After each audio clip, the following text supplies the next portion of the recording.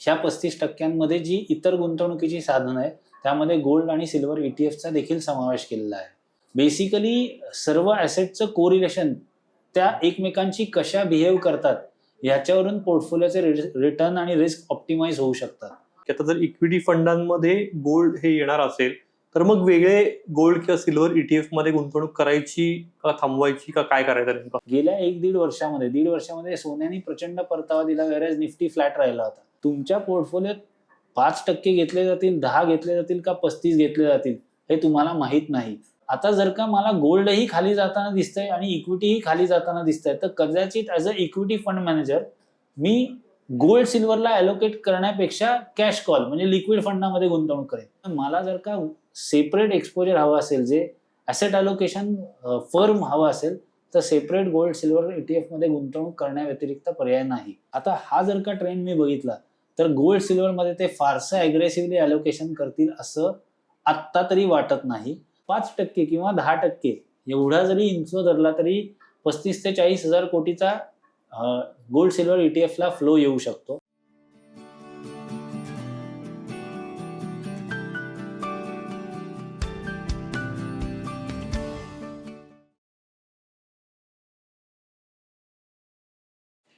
Equity mutual funds म्हणजे listed कंपन्यांच्या शेअर्समध्ये गुंतवणूक करणारे फंड्स असं आतापर्यंतचं समीकरण होतं. पण सेबीनी एक नवीन नोटिफिकेशन काढत आता इक्विटी म्युच्युअल फंडांना 35% सोन्या चांदीसारख्या चकाकच्या धातूंमध्ये गुंतवणूक करण्याची मुभा दिलेली आहे. म्हणजे सोन्या चांदीमध्ये गेल्या काही महिन्यात जी काही अभूतपूर्व अशी रॅली आली त्यामुळे हा निर्णय घेतलाय का जी सध्याची युद्धजन्य स्थिती आहे त्याच्यामुळे हा निर्णय घेण्यात आलाय हे माहिती नाही. पण यामुळे नेमकं काय होईल, म्हणजे इक्विटी म्युच्युअल फंड्स हे आणखी स्ट्रॉंग होतील का डायल्यूट होतील, गुंतवणूकदारांनी याकडे कसं बघायला पाहिजे, आणि पोर्टफोलिओमध्ये इक्विटी फंड्स एकदा आले की आता यापुढे गोल्ड सिल्वर ETF मध्ये वेगळी गुंतवणूक करण्याची गरज पडेल का पडणार नाही, फिजिकल गोल्ड घ्यायचं का नाही, असे खूप सारे प्रश्न तुमच्या जसे मनात येतील हे ऐकून तसंच माझ्याही मनात आहेत. त्यामुळे याच सगळ्या प्रश्नांची उत्तर आपण या एपिसोडमधून घेणार आहोत. नमस्कार, मी निरंजन मेढेकर. बिग बग्स पॉडकास्टमध्ये तुमचं परत एकदा मनापासून स्वागत. आणि आपल्यासोबत बिग बग्सचे फाउंडर डिरेक्टर CA विपुल शहा आहेत. विपुल, मनापासून स्वागत आहे. नमस्कार. पहिला प्रश्न तोच येतो की इक्विटी फंड्स आतापर्यंतचं स्वरूप काय होतं आणि या नवीन नोटिफिकेशन जे आहे सेबीचं त्यामुळे नेमका काय फरक होईल? निरंजन, आत्ता सुद्धा तू बघशील तर बऱ्याचशा इक्विटी फंडांमध्ये 65% मिनिमम इक्विटी, म्हणजे एखादा लार्ज कॅप असेल, मिड कॅप असेल तर मिनिमम 65% इक्विटी एस्पेशली त्या लार्ज कॅप सेक्टरमधली असावी किंवा मिड कॅप. आणि इतर 35%ला सेबीनी पूर्वी पण मुभा दिली होती. मग त्याच्यात डेट फंडांचा पोर्शन म्हणजे लिक्विड फंड्स असतील किंवा REIT इन्व्हेट्समध्ये पण गुंतवणुकीला परवानगी दिली होती. आज अखेरीस गोल्ड सिल्वरला मात्र परवानगी नव्हती. मात्र 26 फेब्रुवारी 2026 एक जे नवीन सर्क्युलर आलंय त्यानुसार सेबीनी आता ह्या 35% जी इतर गुंतवणुकीची साधनं आहे त्यामध्ये गोल्ड आणि सिल्वर ETFचा देखील समावेश केलेला आहे. सो हा एक प्रकारचा मी म्हणेन एक थोडा क्रांतिकारी निर्णय आहे. खूप मोठ्या प्रमाणात गोष्टी घडतील असं नाही, पण थोडाफार का होईना गोल्ड आणि सिल्वरचं प्रमाण तुम्हाला पोर्टफोलिओ घेता येऊ शकतं. हा त्याचा बेनिफिट नक्की आहे. आणि हे अगदीच रिसेंट सर्क्युलर आहे. सो फंड मॅनेजर आता त्याच्यात आणि अर्थात हे बंधनकारक नाही, हे रेकमेंडेटरी आहे की ह्या गोष्टी इन्क्लूड करण्यात याव्या. मॅन्डेटरी नाही, यातली कुठली गोष्ट इन्क्लूड करावी का 100च्या 100% इक्विटीत गुंतवावेत. म्हणजे 65 हे मिनिमम आहे. सो तो 100% पण इक्विटीत गुंतवणूक करू शकतो. So this is completely at the description of the portfolio fund manager. Okay, पण यामुळे गुंतवणूकदारांना असं वाटू शकतं की यामुळे आता आपला पोर्टफोलिओ आणखी डायव्हर्स होईल, कारण इक्विटीमध्ये पण गोल्ड किंवा सिल्वरचे एक्सपोजर आता येणार आहे. एक महत्वाचं असं आहे की त्यांना वाटू शकतं, पण हे फंड मॅनेजरवरती अवलंबून आहे. पण याचा फायदा मी तुला सांगतो. म्हणजे ह्याची ऍक्च्युली ओरिजिन जे आहे ना या एका गोष्टीचं की गोल्ड हा वेगळा ऍसेट क्लास आता इक्विटी फंडांमध्ये पण येतोय. याचा फायदा कसा होईल तर मॉडर्न पोर्टफोलिओ थेअरी म्हणून एक थेअरी आहे जी हॅरी मार्कोव्हिज यांनी 1952 मध्ये आणली होती. एफिशियंट फ्रंटियर नावाचा एक प्रकार आहे. थोडी ही गोष्ट टेक्निकल वाटू शकते पण त्यांनी सोप्या शब्दात मांडलंय. सो बेसिकली त्यांचं म्हणणं आहे कुठलाही रिस्क रिटर्न ऑप्टिमाइज करायचा असेल तर एका ऍसेट क्लासनी हे भागणार नाही, तर सर्व ऍसेटचं कॉम्बिनेशन करावं. आणि सर्व ऍसेटचं कॉम्बिनेशन केलेले पोर्टफोलिओ तुम्ही जर का एक प्रकारे बनवलेत त्याचं वेगवेगळं कॉम्बिनेशन, तर त्याचा एक कर्व तयार होतो, त्याला एफिशियंट फ्रंटियर म्हणलं जातं. बेसिकली सर्व ॲसेटचं कोरिलेशन त्या एकमेकांशी कशा बिहेव करतात ह्याच्यावरून पोर्टफोलिओचे रिटर्न आणि रिस्क ऑप्टिमाइज होऊ शकतात. ही ती थेअरी आहे. सो ह्या थेअरीनुसार इंडिव्हिज्युअल ॲसेट म्हणजे इक्विटी हा एक ॲसेट क्लास झाला, पण जेव्हा तुम्हाला त्याच्यात आता इतर सर्व ॲसेट आणि इन्क्लुडिंग गोल्ड सिल्वर आतमध्ये येऊ शकतं, जे इफेक्टिव्हली तू बघशील तर निगेटिव्हली कोरिलेटेड आहेत. म्हणजे जेव्हा बऱ्याचदा तू बघशील तर इक्विटीज चांगलं करत असतील तर गोल्ड सिल्वर परफॉर्म करत नाही. सो या ॲसेट्स निगेटिव्हली कोरिलेटेड असल्यामुळे जर का त्यांची सांगड घातली गेली तर नॅचरली व्होलॅटिलिटी कमी होऊ शकते, म्हणजेच रिस्क कमी होऊ शकते आणि रिटर्न्स ऑप्टिमाइज होऊ शकतात. So at a given level of risk, we can find a better return mechanism due to gold and silver coming in the portfolio. अर्थात मी परत सांगू इच्छितो आहे फंड मॅनेजरच्या डिस्क्रिप्शन वरती. बरोबर. अनेक गुंतवणूकदारांना आपला हा एपिसोड बघताना मग प्रश्न पडू शकतो की आता जर इक्विटी फंडांमध्ये गोल्ड हे येणार असेल तर मग वेगळे गोल्ड किंवा सिल्वर ETF मध्ये गुंतवणूक करायची का थांबवायची का काय करायचं नेमकं? ऍक्च्युली कसं आहे, किती गुंतवणूक करू शकतात तर 35% डिस्क्रिशनरी आहे. पण जर का मी long only equity fund manager असेल तर नॉर्मली मी 80-90% इक्विटीचा एक्सपोजर घेतो. बेनिफिट एवढाच आहे की कदाचित मी एक्स्ट्रीमली शुअर असेल तर मी कॅश कॉल जो नॉर्मली घ्यायचो, कॅश कॉल म्हणजे लिक्विड फंडांमध्ये किंवा कॅशमध्ये बसायचं, तिथे गोल्ड सिल्वरचा ते अंतर्भूत करू शकतात पोर्टफोलिओमध्ये. महत्वाचं काय लक्षात घे, गोल्ड सिल्वर यांची एक वेगळी सायकल आहे. बरोबर. आता तू रिसेंटली बघितलं असशील तर $5,400 पर्यंत गोल्ड वर गेलं होतं पर आउन्स. आता ते 4,500 खाली आलंय. गेल्या 1-1.5 वर्षामध्ये सोन्याने प्रचंड परतावा दिला, वेळेस निफ्टी फ्लॅट राहिला होता. अशा परिस्थितीत म्हणजे बाजाराचा रिटर्न हार्डली 2-5% असेल आणि तेव्हा गोल्डनी 50% आणि चांदी अगदी $125 पर आउन्स पर्यंत गेली होती. म्हणजे त्यातला परतावा तर तू म्हणशील ऑलमोस्ट 3x-4x झाला होता. सो हे जर का बघितलं तर सोन्या चांदीच्या एक वेगळ्या सायकलमध्ये त्यांच्यामध्ये अलोकेशन असलं, वेगळं अलोकेशन असणं फायद्याचं ठरू शकतं टॅक्टिकल कॉल्स म्हणून. तुमच्या पोर्टफोलिओत 5% घेतले जातील, 10 घेतले जातील का 35 घेतले जातील हे तुम्हाला माहित नाही, कारण 65 तर मिनिमम इक्विटी पाहिजे. सो तुम्ही गोल्ड सिल्वरचं सेपरेट अलोकेशन नक्की केलं पाहिजे, कारण पोर्टफोलिओत नक्की आपल्याला 10 ते 15% गोल्ड सिल्वर हवं असेल तर त्याची शाश्वती तुम्ही सेपरेट अलोकेशन केल्यानेच येऊ शकते, ना की फंड मॅनेजर म्हणजे इक्विटी फंड मॅनेजरच्या डिस्क्रिप्शनवरती. कारण तो कदाचित 100% इक्विटीत ठरवलं त्यांनी गुंतवणूक करण्याचं तर तो 0% गोल्डवरती असेल. अजून एक महत्वाचं म्हणजे बघशील तर आता युद्धजन्य परिस्थितीत गेल्या वर्षभरात गोल्ड सिल्वर वाढलं होतं. बरोबर. तर पहिल्यांदा कुठले ॲसेट विकली जाईल, समजा काही लॉस कव्हर करायचा असेल तर गोल्ड सिल्वर. आणि ऍक्च्युली बघशील तर आता US आणि एका वेगळ्या प्रकरणातच जग अडकलंय असं मी म्हणेन की US ला इन्फ्लेशन तर हिट होतंय, कारण आता गॅस क्रूड सगळ्यांचे भाव वाढत चाललेत. अशा परिस्थितीत ते इंटरेस्ट रेट खाली आणू शकत नाहीत आणि त्यामुळे गोल्ड तू बघशील तर गेल्या काही दिवसांमध्ये गोल्ड खाली उतरलं. नॉर्मली जर का US मध्ये रिसेशन असेल, इंटरेस्ट रेट खाली येत असतील तर रिअल ॲसेट्स परफॉर्म बेटर. खूप हाय इन्फ्लेशनरी सिनारी किंवा टेम्पररी शॉक मध्ये ते वर जाऊ शकतं. पण हे जर का आपण गणित बघितलं तर गोल्ड खाली चाललंय. आता जर का मला गोल्डही खाली जाताना दिसतंय आणि इक्विटीही खाली जाताना दिसतंय तर कदाचित as a equity fund manager मी गोल्ड सिल्वरला अलोकेट करण्यापेक्षा कॅश कॉल म्हणजे लिक्विड फंडामध्ये गुंतवणूक करेन. मग अशा केसमध्ये जर का माझ्या पोर्टफोलिओत गोल्ड सिल्वर नसेल तर स्वतंत्र गोल्ड सिल्वर ETF मध्ये गुंतवणूक केली नसेल तर मला ह्याचं एक्सपोजरच मिळणार नाही.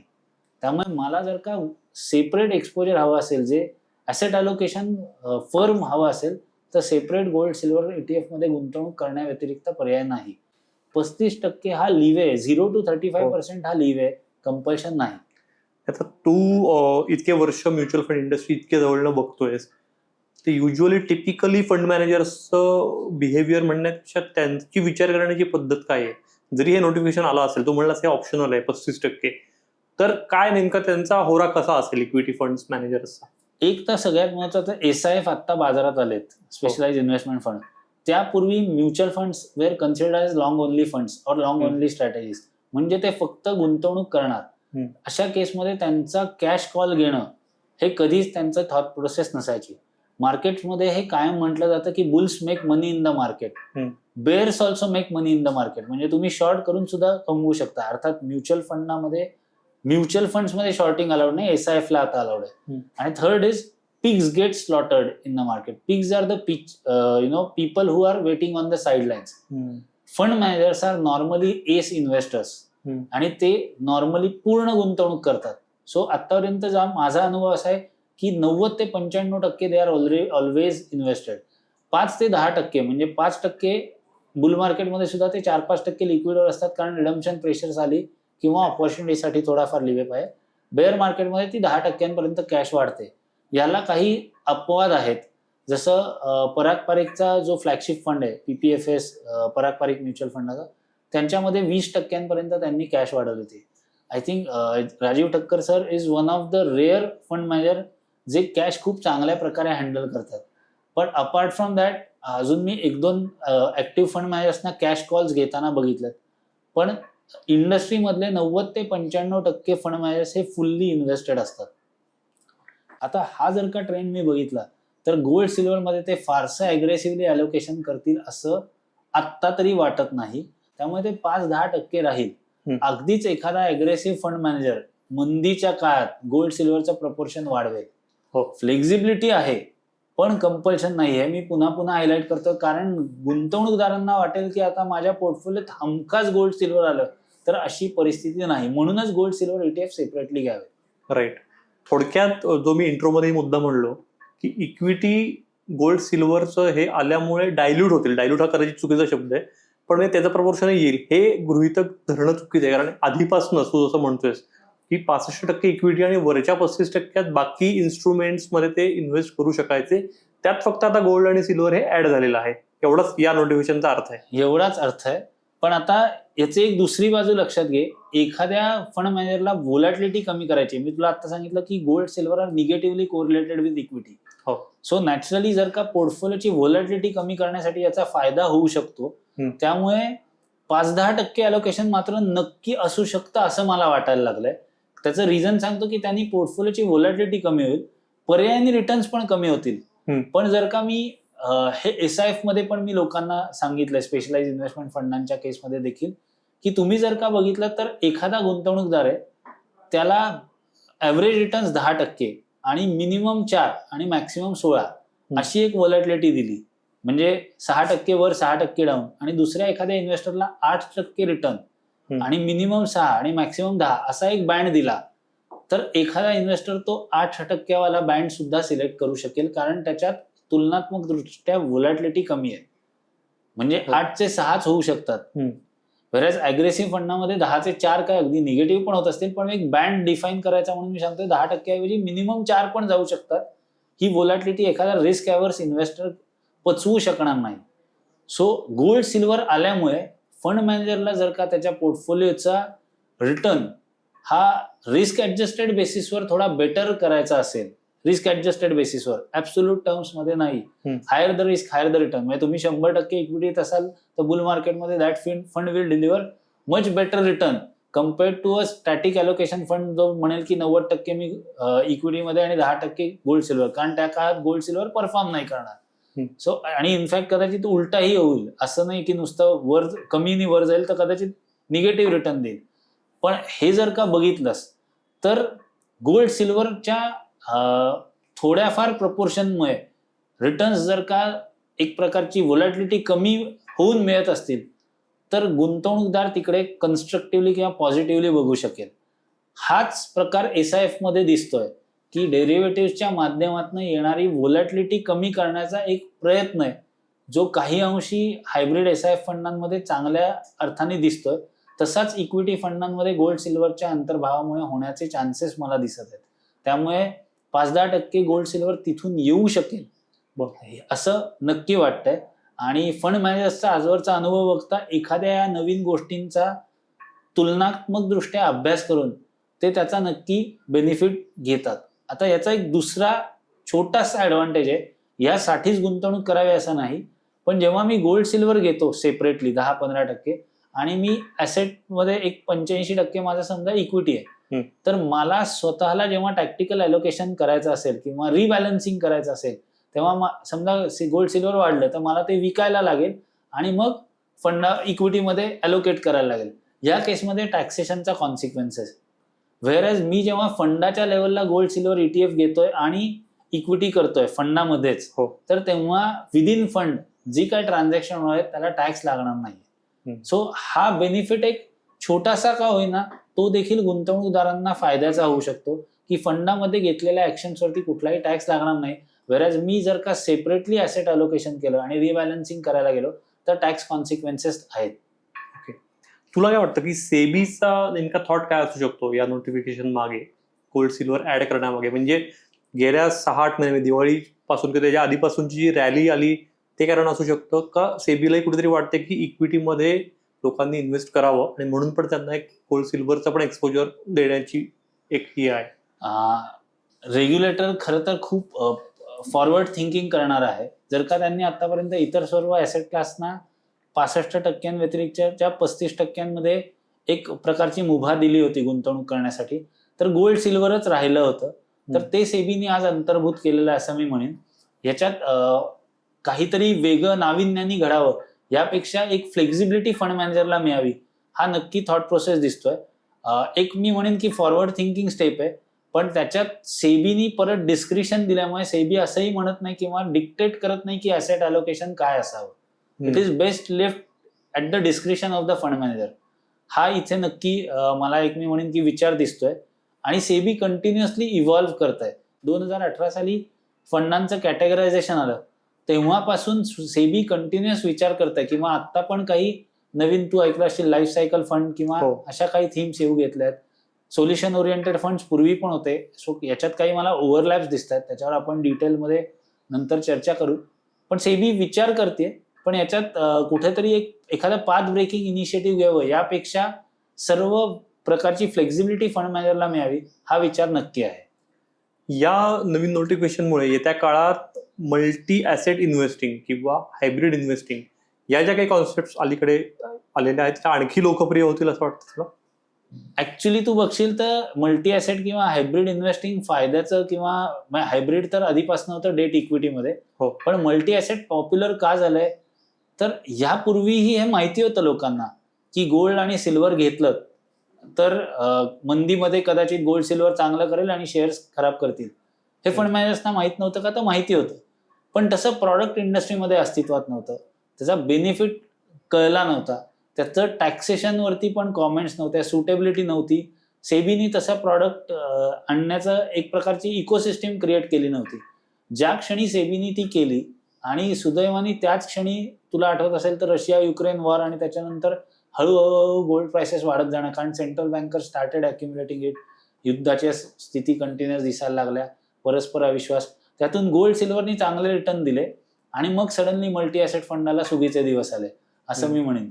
सो आत्ताही तू बघशील तर पूर्वी असं विचार केला जायचा की फिजिकल ॲसेट्स घेण्याकडेच भारतीयांचा कल आहे, म्हणजे गोल्ड सिल्वर फिजिकली घेतलं जातं. पण गमतीचा भाग जसा आपण मागे बघितलं की गेल्या काही म्हणजे माझ्या मते जानेवारी का फेब्रुवारी महिन्यात 24,000 कोटी रुपयांचा इन्फ्लो आलाय गोल्ड सिल्वर ETFs मध्ये.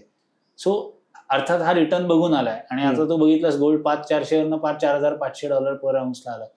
सो आणि हे तर हा मी कायम सांगतो की ज्या ऍसेट क्लासला खूप भरभरून पैसा येतो नॉर्मली तो ऍसेट क्लास परफॉर्म करत नाही, कारण लोक लेट स्टेजला आत येतात अनेकदा, म्हणजे रॅली एक्झॉस्ट झाल्यानंतर.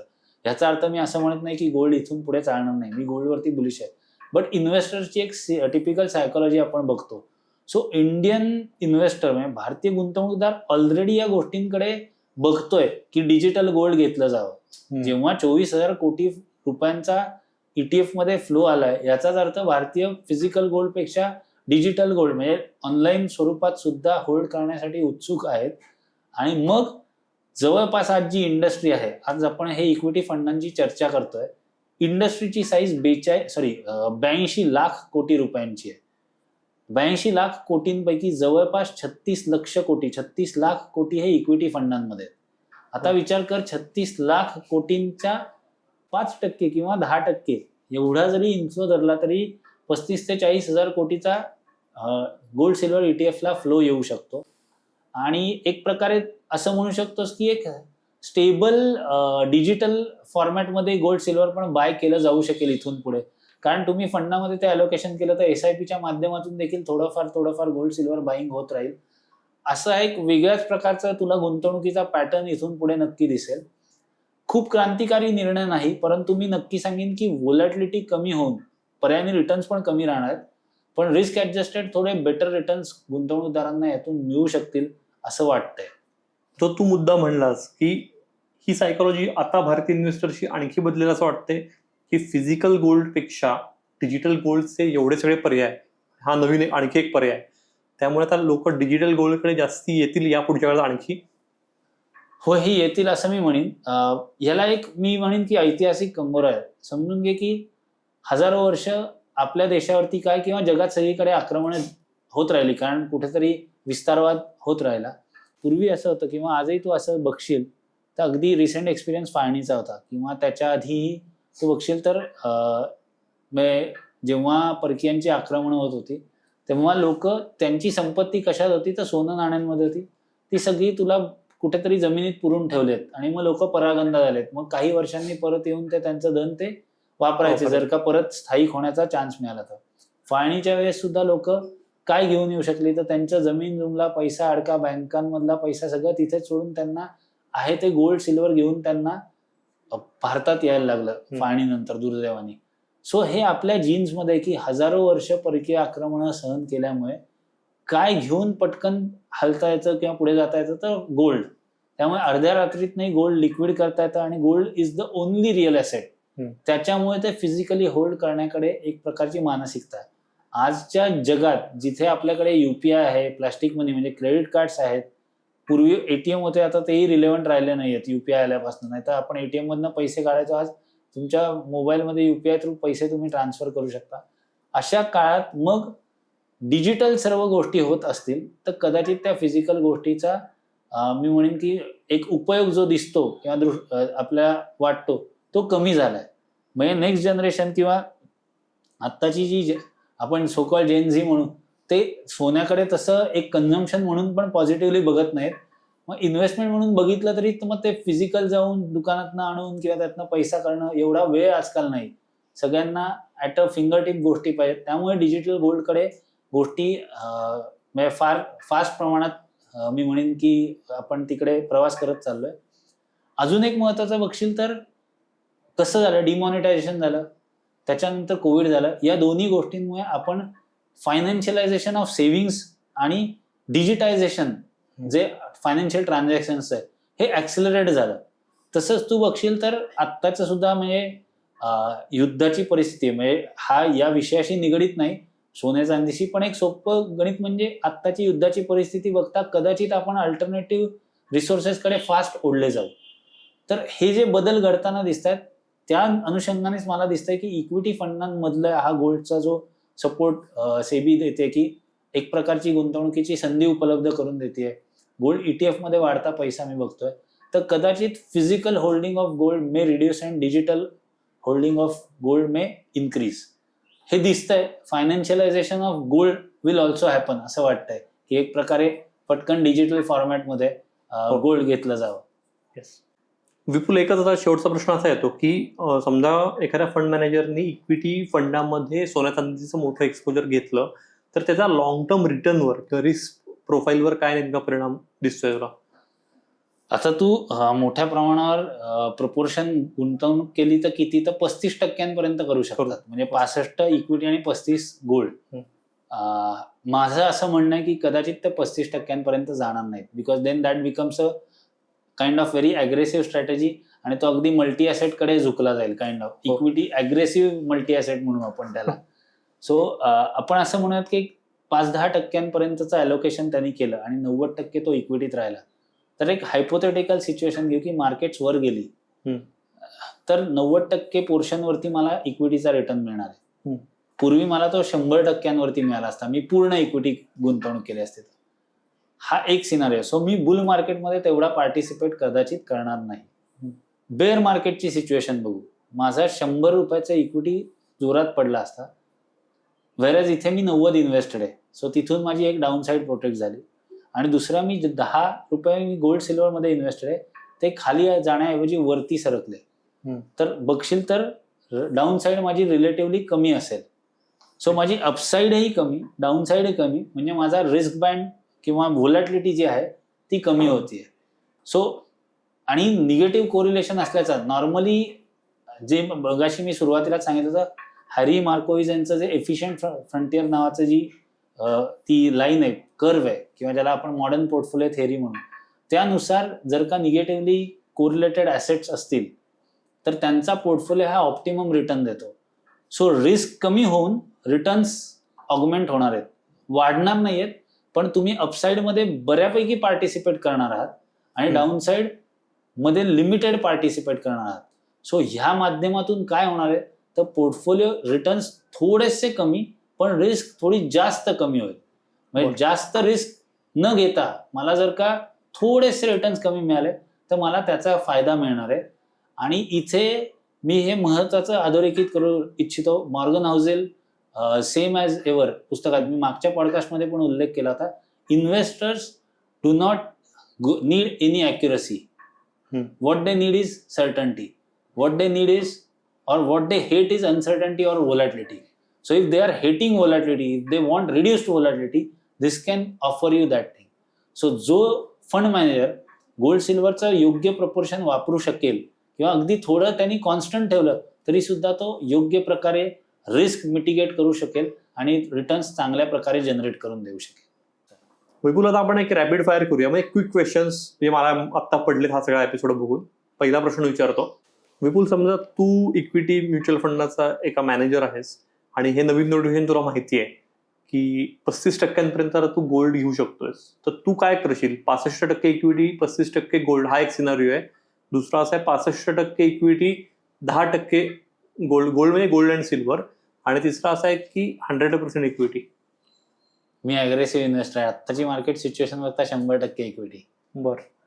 त्याच्यानंतर 35% इक्विटीमध्ये, 35% गोल्ड आणि सिल्वर असं दोन्ही ॲलोकेशन करण्याची मुभा आहे. तर तू काय करशील फंड मॅनेजर असशील तर? त्या 35% गोल्ड किती, सिल्वर किती? एक तर मी फंड मॅनेजर नाही, पण डिस्ट्रीब्युटर म्हणून मी असा फंड सिलेक्ट करेन की ज्याच्यात गोल्डचं ॲलोकेशन जास्त आहे, सिल्वरचं थोडं कमी आहे. ओके.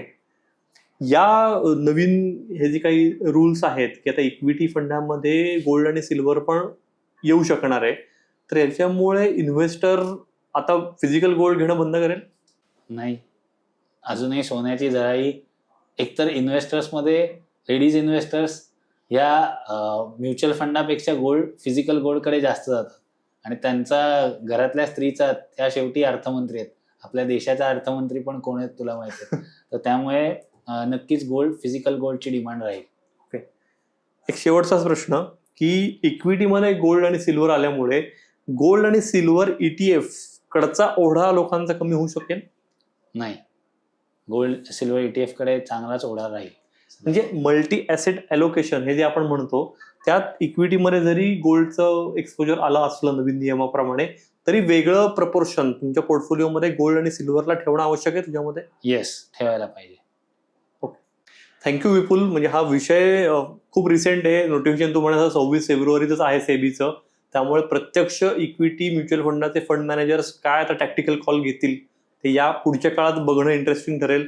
विशेषतः सध्याची मिडल ईस्टमधली जर सिच्युएशन बघितली तर कदाचित अनेक फंड्स हे घेतील पण एक्सपोजर, ते आता काय पर्सेंटेजमध्ये घेत आहेत त्याच्यावर गोष्टी ठरतील. त्यामुळे वेट अँड वॉच असा सध्याचा सिनेरिओ आहे सगळ्याच बाबतीत. म्हणजे तो जिओ पॉलिटिकल सिच्युएशन काय आणि हे नवीन नोटिफिकेशन आणि गोल्डचं एक्सपोजर इक्विटीमध्ये किती येईल याच्यावरही.